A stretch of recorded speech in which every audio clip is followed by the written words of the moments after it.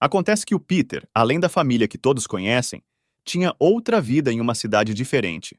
Todo mês, ele inventava uma desculpa de viagem a trabalho, pegava um voo e ia visitar essa outra família. Chegando lá, ele simplesmente se transformava em outra pessoa. Recentemente, porém, Peter andou passando por uma maré de azar. Durante uma bebedeira, ele perdeu a carteira, o que o deixou sem um tostão. Nem cartão de crédito ele podia usar.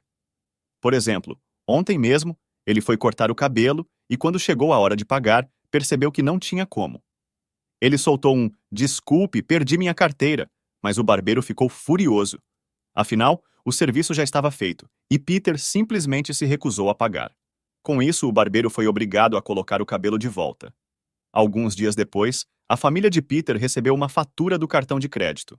E Lois logo percebeu que alguém estava usando o cartão sem permissão. Peter conseguiu rastrear o lugar das compras até um restaurante chinês.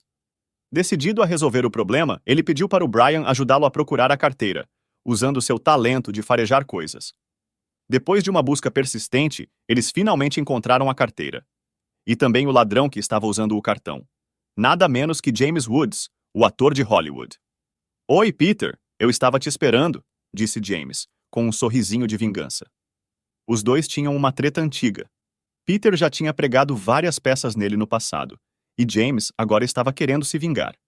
James não só estava usando o cartão de Peter, mas também tinha um plano de roubar a identidade dele.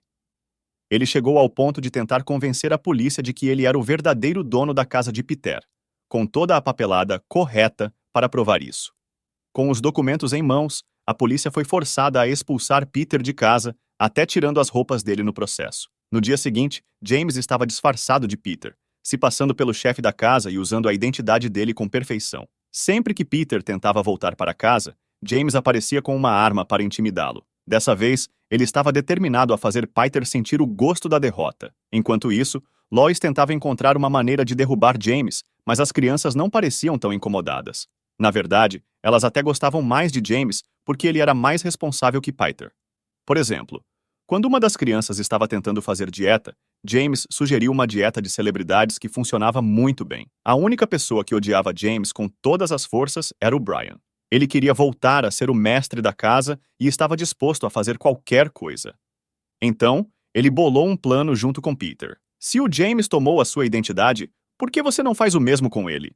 Vamos ver quem aguenta mais tempo nessa brincadeira." Peter adorou a ideia e, com a ajuda do Stewie, conseguiu uma identidade falsa. Agora, ele começou a se passar por James Woods nas redes sociais, fazendo uma bagunça completa. Ele publicava as maiores besteiras, destruindo a reputação de James. Os fãs de James ficaram revoltados e começaram a detonar ele publicamente. Até a casa de James foi alvo de ataques. Quando a situação saiu completamente do controle, James finalmente percebeu o tamanho da confusão que tinha causado. Ele foi procurar Peter para tentar chegar a um acordo. Propôs resolver as coisas como homens de verdade, sugerindo uma luta justa para decidir quem ficaria com tudo. Eles combinaram de se encontrar em 20 minutos para uma briga. No entanto, quando James chegou ao local combinado, tudo o que ele encontrou foi um chão cheio de doces. Ele foi seguindo o rastro de doces e murmurando. No final, ficou claro que Peter tinha feito a mesma pegadinha de sempre, deixando James totalmente perdido. E assim, mais uma vez, Peter venceu o jogo.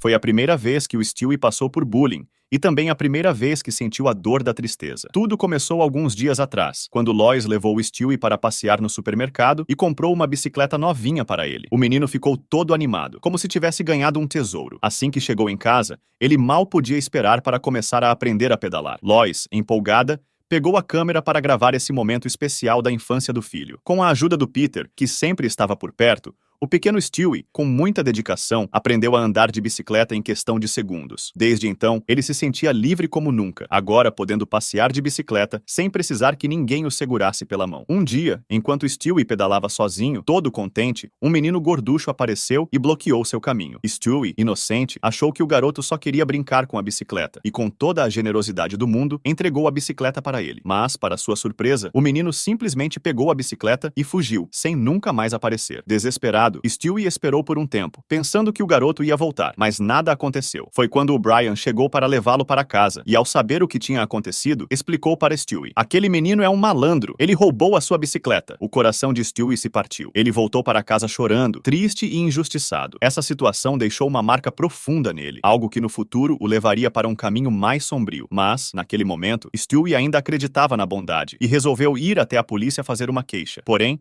os policiais não levaram o caso a sério, apenas riram e disseram: "Estamos muito ocupados para procurar uma bicicleta perdida." Cansado de tanta injustiça, Stewie decidiu tomar as rédeas da situação. Ele encontrou o menino gorducho que o tinha roubado no dia anterior e dessa vez trouxe-o para casa. Colocou o garoto na frente dele e com uma expressão séria começou a interrogá-lo. "Agora você tem duas opções, ou sofre até a morte ou confessa tudo." O Stewie, que antes era um menino inocente e bondoso, agora mostrava um lado sombrio. O que aconteceu depois? Bom, isso já é outra história.